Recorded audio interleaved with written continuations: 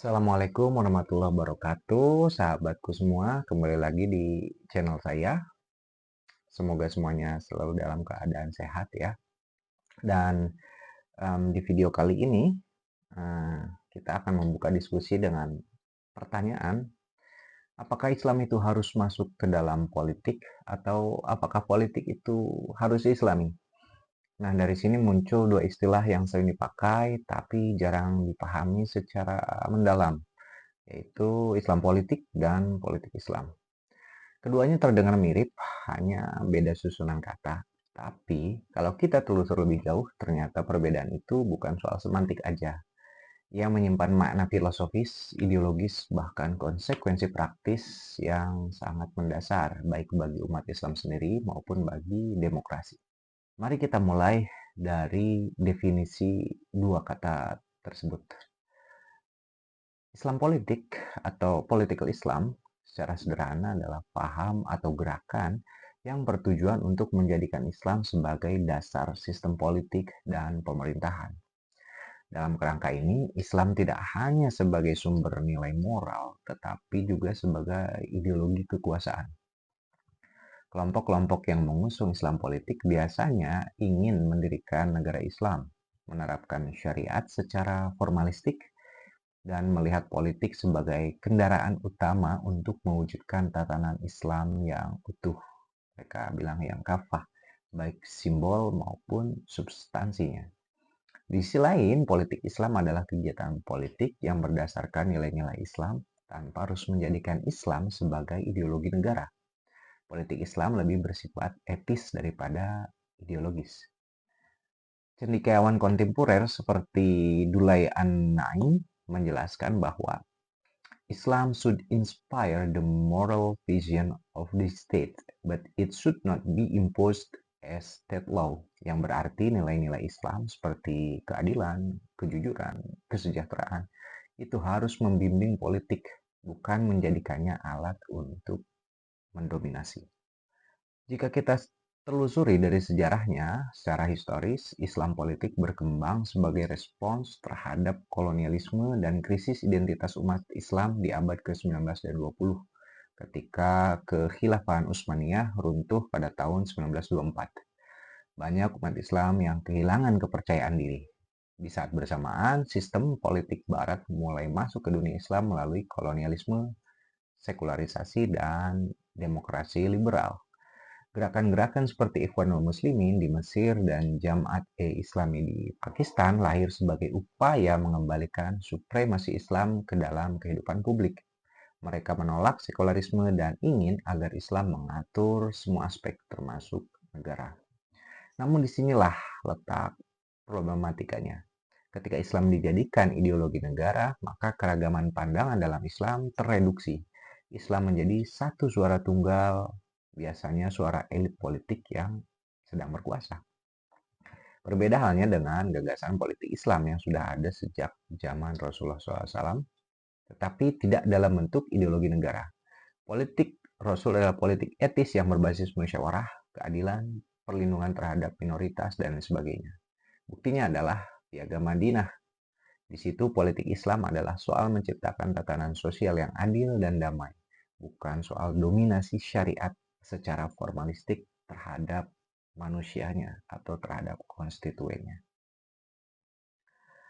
Beberapa tokoh dalam Islam kontemporer punya pandangan yang berbeda tentang relasi Islam dan politik. Said Qutb misalnya, tokoh Ikhwanul Muslimin menyatakan bahwa Islam adalah sistem total yang mencakup agama, hukum, dan pemerintahan termasuk kehidupan sosial.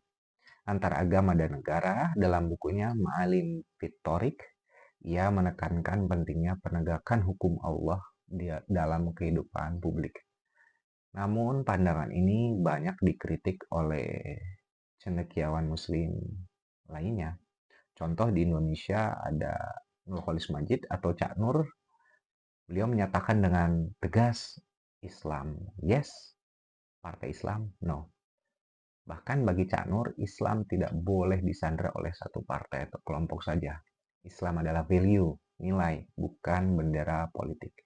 Begitupun Abdurrahman Wahid atau Gus Dur juga menekankan pentingnya pemisahan antara agama dan negara, tetapi tanpa memisahkan agama dari kehidupan publik. Bagi Gus Dur, negara harus netral terhadap semua agama, tetapi mendukung kehidupan beragama. Selain itu, tokoh seperti Tariq Ramadan bahkan menambahkan bahwa the real challenge for Muslims is not to impose Islam politically, but to live ethically in a pluralistic society. Dalam konteks Indonesia sendiri, kita sebetulnya punya pengalaman unik soal relasi antara Islam dan politik. Sebab Indonesia bukan negara Islam, tapi juga bukan negara sekuler dalam arti barat, neither nor. Pancasila menempatkan ketuhanan sebagai sila pertama, tapi membuka ruang bagi keragaman agama dan kepercayaan. Namun belakangan ini kita menyaksikan bagaimana Islam politik mulai menguat, terutama menjelang pemilu. Isu-isu agama dijadikan alat mobilisasi, bahkan alat delegitimasi lawan politik. Simbol-simbol religius dipakai secara strategis, namun substansi keislaman seperti social justice, perlindungan terhadap yang lemah, perlindungan hak asasi manusia seringkali diabaikan. Azumardi Azra, seorang sosiolog, pernah menyebut bahwa apa yang kita saksikan hari ini adalah Islam simbolik, penuh tampilan luar saja, tapi miskin value, miskin nilai. Padahal jika kita kembali ke semangat politik Islam, maka yang terpenting adalah etika dan tanggung jawab kekuasaan, bukan bendera agama, tetapi keberpihakan pada rakyat yang miskin, pada pendidikan, pada keadilan ekonomi, dan penegakan hukum yang equal. Jadi, sahabat-sahabat semua, mari kita simpulkan bahwa Islam politik adalah bentuk politisasi agama. Ketika Islam dijadikan hanya sebagai kendaraan untuk meraih kekuasaan, seringkali dengan mengabaikan prinsip-prinsip moral Islam itu sendiri.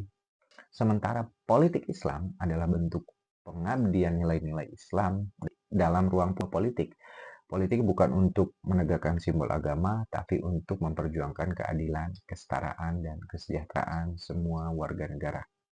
Kita hidup di negara yang bineka, yang majemuk, maka politik ke depan harus mencerminkan nilai-nilai luhur daripada Islam itu sendiri, yaitu kejujuran, keadilan, perlindungan terhadap minoritas, dan penghormatan terhadap keragaman atau perbedaan. Seperti pesan dalam Al-Quran surat An-Nahl ayat 90, sesungguhnya Allah menyuruh kamu berlaku adil dan berbuat kebajikan.